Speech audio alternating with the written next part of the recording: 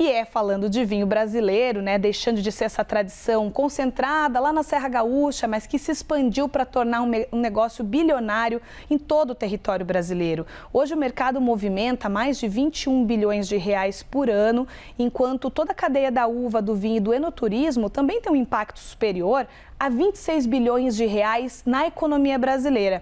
É uma produção tradicional do Sul, mas com novas fronteiras agrícolas que vem transformando estados do Sudeste, do Centro-Oeste, do Nordeste em polos de vinhos de alta qualidade. E para falar sobre essa expansão e oportunidades do setor, eu converso hoje e agora com Daniel Panizzi, presidente da União Brasileira de Vitivinicultura, a Uvibra. Daniel, bem-vindo. Muito obrigada por participar conosco. Eu que agradeço. Uma boa tarde, Isadora. Sempre muito bom poder compartilhar com o público toda essa cadeia da vitivinicultura, que ela é fabulosa e realmente ela tem um impacto que começa com 24 mil famílias hoje em 17 estados brasileiros que produzem uva. São 17 estados no Brasil. Vamos fazer esse raio-x, então, para quem nos assiste, dessa produção de vinhos de qualidade que começa, então, no Brasil. Hoje, o que você destaca, se puder dar esse raio-x dos 17 estados, 24 mil famílias? O que mais que tem de números aí para a gente dar um mapa do vinho brasileiro?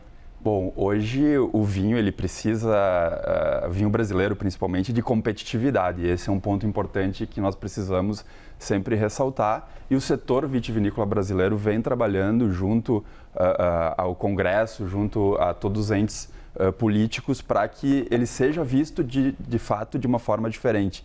A gente pode citar, por exemplo, a Argentina, que trata o vinho como um produto nacional, isso é muito importante, a Itália como um produto cultural, e no Brasil realmente nós precisamos dessa reclassificação para que ele se torne competitivo frente aos produtos estrangeiros que hoje são maioria no mercado. Nós temos o espumante, que é um carro-chefe muito importante, com reconhecimento internacional, além de um produto que às vezes ele não aparece, mas ele é oriundo da matéria-prima uva, que é o suco de uva, que tem inúmeros benefícios. Então eu destacaria hoje, obviamente que nós temos outros produtos na cadeia, mas o espumante como uma bandeira internacional muito importante e o suco de uva como uma oportunidade muito grande, principalmente no que diz respeito às exportações. Então acho que essa é a radiografia rápida do setor vitivinícola brasileiro. E quando a gente está falando também dessas regiões, dessa diferenciação, nós lembramos do terroir, os terroirs diferentes do Brasil. Acho que isso inclui nesse segmento tão importante do vinho. Queria te perguntar se as pesquisas brasileiras e também o avanço muito do esforço produtivo tem ajudado a destacar o Brasil, pelo menos aqui na América Latina. Como você citou a Argentina, a gente às vezes relaciona um vinho de qualidade argentino, chileno pela tradição. Mas o Brasil também avançou muito em pesquisa, não? Sem dúvida. Existe uma pesquisa acontecendo no HCOR que avalia o vinho nos benefícios na aterosclerose. Então já tem alguns estudos que serão publicados em breve que falam desses benefícios. Nós sabemos sim que é uma bebida que requer cuidado, consumo moderado, mas nós temos estudos já que mostram alguns benefícios em algumas áreas da saúde. Quando a gente fala em Brasil, nós somos um mercado-alvo do vinho importado, porque nós temos um consumo hoje per capita muito baixo. E o desenvolvimento de novas regiões fazem com que a cultura do vinho ela vá para os quatro cantos do nosso país, que não é nenhum país, é um continente. Então, a importância desses novos polos, e a gente pode destacar o Vale do São Francisco, com uma produção muito significativa já de uva, ou até mesmo a região de São Paulo aqui, junto com Minas Gerais, Rio de Janeiro, enfim, 17 estados onde estão desenvolvendo a dupla poda, então novos produtos, novas características, e o Brasil tem essa peculiaridade de vinhos tropicais, com a primeira indicação geográfica de vinhos tropicais do mundo. Ou 85% da produção ainda está no Rio Grande do Sul, mas se nós queremos de fato difundir a cultura do vinho, esses 17 estados produtores são muito importantes para o desenvolvimento da cadeia. E hoje a gente precisa, de fato, desenvolver a cadeia, aumentar o consumo para que todo esse enoturismo, e quando a gente fala em enoturismo, são mais de 50 setores da economia que são impactados diretamente, são mais de 100 mil empregos diretos.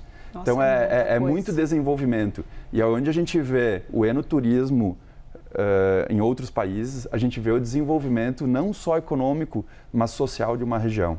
Isso tem chamado a atenção para novos entrantes na cadeia de vinho também, né? Pessoas que estão ali arrendando terras ou procurando investir. Eu queria te perguntar, então, a diferença do ponto de vista agrícola que o vinho brasileiro tem hoje lá na sua produção, independente desses 17 estados que produzem, e o que agrega valor ao produto vinho brasileiro, que às vezes ele pode ser mais caro na gôndola, mas ele tem toda uma história por trás. Tem toda uma história. Quando nós temos na nossa mesa uma garrafa de vinho, existe muito tempo de produção. Então, quando a uva é colhida, a gente tem um processamento que, no mínimo, para aquela garrafa chegar à nossa mesa, leva um ano, no mínimo. Onde nós temos produtos com mais de 5 anos, com mais de 10 anos de guarda, que passam por um processo de guarda delicado. E isso vai, obviamente, agregando valor. É importante que, muitas vezes, o vinho de maior tempo é o melhor vinho. Isso depende muito do paladar de cada um.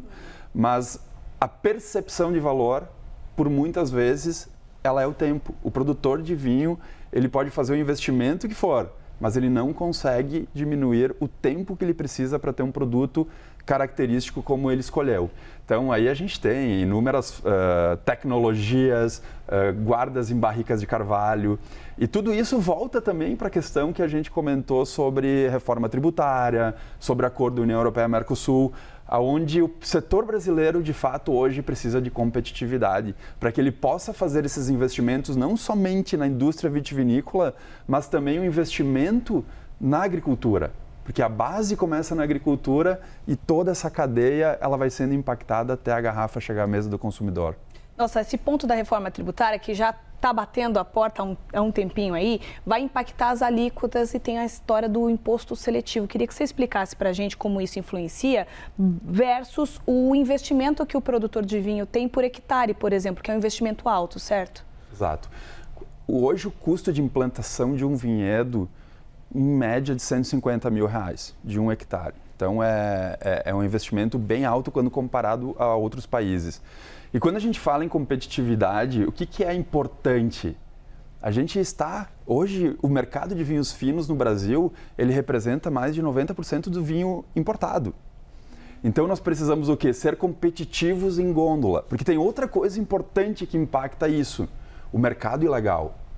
Hoje nós já temos mais vinho dentro do nosso país que a vinícola argentina, principalmente, sinaliza que produziu. E então, a gente tem um problema de saúde pública, a gente tem um problema de falsificação. Então, e competitividade, obviamente, por esse produto estar entrando por descaminho. Então, isso é um cenário que a gente precisa ressaltar, porque quando a gente fala em imposto seletivo, não é só imposto seletivo. A gente olha para países tradicionais produtores de vinhos, uma média de alíquota de 20%. Atualmente, nós já temos uma média no Brasil de 43%. O nosso temor é que com a nova IBS e CBS e mais o imposto seletivo, é que a nossa tributação aumente ainda mais comparado aos números atuais. E isso, sem dúvida, é um temor para o setor e, de novo, desde a cadeia, né, da agricultura familiar, de famílias que realmente produzem a uva para a sua sustentabilidade. Então, de fato, nós precisamos competitividade. A gente acabou o tempo aqui da nossa entrevista, mas rapidinho, só para ficar um molho para o nosso espectador. O acordo União Europeia e Mercosul, então, com todas essas alíquotas, desfavorece a competitividade aqui na América Latina? Quando foi anunciado o acordo, a Comunidade Europeia liberou de subsídio para a cadeia vitivinícola 1 bilhão de euros. Então, o que a gente precisa? De fato, de um olhar para a nossa indústria, olhar interno.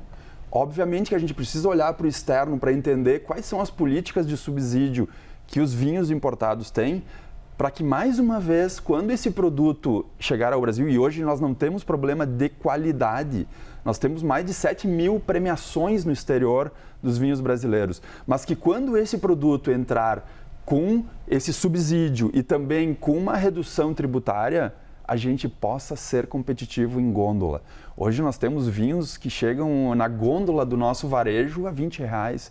e nós não temos competitividade para estar lado a lado. Então não é qualidade, nós precisamos sim de um olhar para que sejamos mais competitivos e que toda essa competitividade retorne para investimento na própria cadeia. Fica aí o recado. Daniel, muito obrigada. Conversamos então com o Daniel Panizzi, diretor da União Brasileira de Vitivinicultura, a Uvibra. Até uma próxima. Obrigada, Daniel. Muito obrigado.